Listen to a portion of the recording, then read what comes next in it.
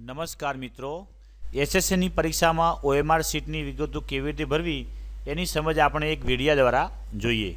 વિદ્યાર્થી મિત્રો, જ્યારે તમે પરીક્ષા ખંડમાં દાખલ થશો ત્યારે તમારા ખંડ નિરીક્ષક દ્વારા તમને આવા પ્રકારની એક સીટ આપવામાં આવશે જેને આપણે ઓએમઆર સીટ કહીશું। મિત્રો, આ ઓએમઆર સીટના જમણા ખૂણાની અંદર પરીક્ષાની તારીખ છે।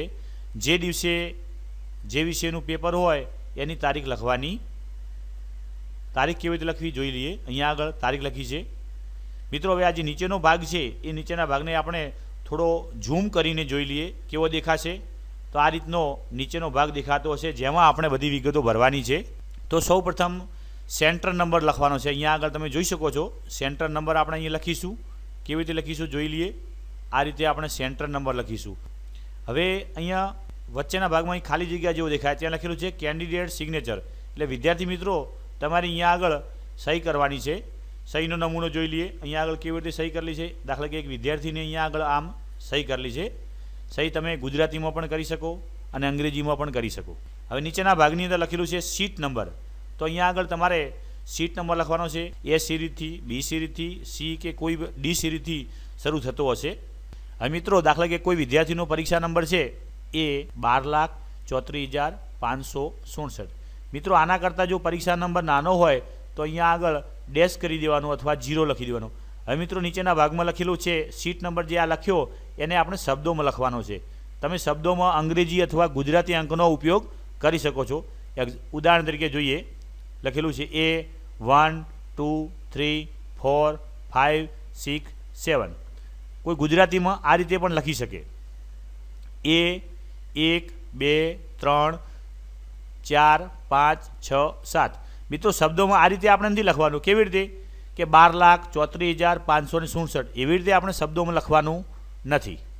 હવે મિત્રો, અહીંયા આગળ વિગતો ભરાયા પછી આ ઓએમઆર સીટની સાથે સાથે તમારા ખંડ નિરીક્ષક તમને પ્રશ્નપત્ર પણ આપશે જે આ મુજબનું દેખાતું છે। તમે જોઈ શકો છો અહીંયા આગળ N10 કૌંસમાં G લખેલું છે। જીનો મતલબ થાય છે ગુજરાતી માધ્યમ।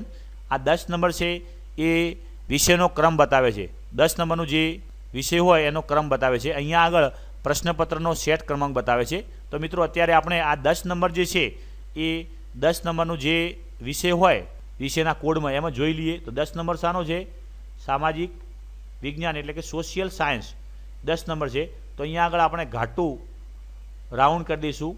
આ રાઉન્ડને એકદમ ઘટ કરી દઈશું તો તમને કેવું દેખાશે તમે જોઈ શકો છો। અહીંયા ઘટ થઈ ગયું છે મિત્રો।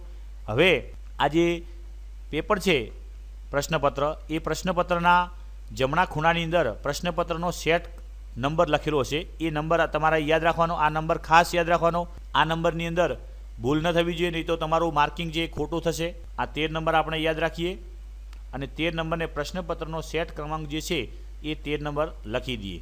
તો અહીંયા આગળ લખીશું 13 નંબર લખાઈ ગયું।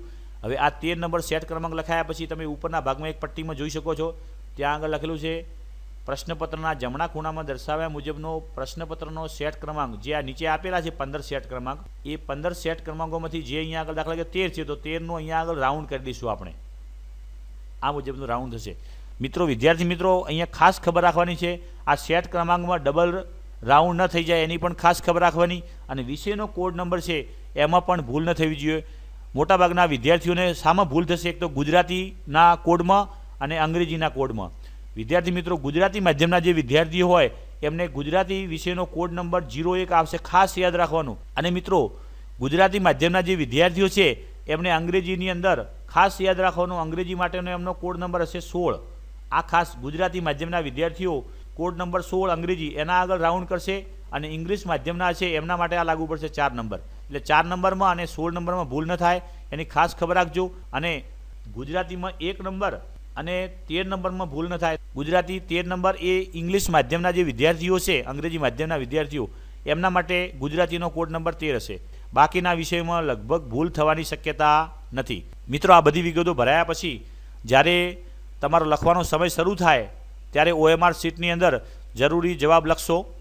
તમે લખવાનું ચાલુ કર્યા પછી 10 કે 15 મિનિટ પછી તમારા જે ખંડ નિરીક્ષક હશે એ તમારી પાસે આવા પ્રકારનો એક સ્ટીકર લઈને આવશે જેને આપણે બારકોડ સ્ટીકર કહીશું। બારકોડ કહીશું। એમાં તમારા જે નંબરનું હશે એ નંબરનું સ્ટીકર અહીંથી ઉખાડી અને તમારી જે OMR સીટ છે એની અંદર લગાવશે. દાખલા કે આપણે અહીંયા આગળ પહેલા નંબરનું જે છે 12,34,567 જે આપણે નંબર લખેલો આ નંબરનો ઉખાડી અને તમારા જે સીટ નંબર છે એમાં લગાવશે. કેવી રીતે લગાવશે જોઈ લઈએ. આ જગ્યા જે ખાલી જગ્યા છે એ ખાલી જગ્યાની અંદર ત્યાં આગળ તમારા ખંડ નિરીક્ષક બારકોડ સ્ટીકર લગાવશે.